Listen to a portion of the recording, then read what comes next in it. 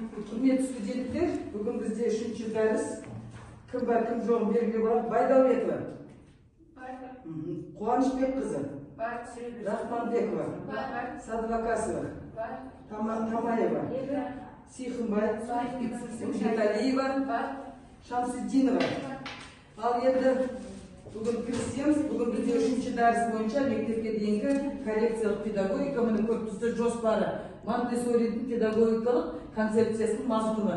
2-ші сұрақ бойынша мектеп жасына дейінгі баланың дамуы. Монтессори кім екенін кім біледі? Кім айтады? Мария Монтессори итальяндық балаларға көп үлесін қосқан. Енді мен мияқа басқымен жүріңіз. Мына Монтессори деген Мария Монтессори родилась, туылған күні 1807 жылы.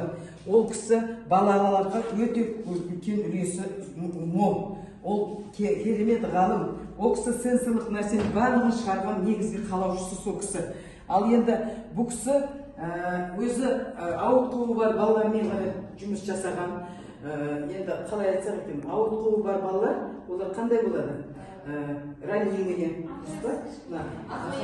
Жоқ.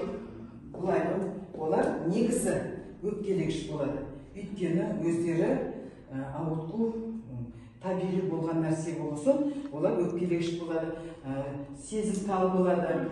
Сол себептен ол кісі өзіне сондай ой келген, обязательно міндетті түрде мен сондай балалармен жұмыс жасаймын.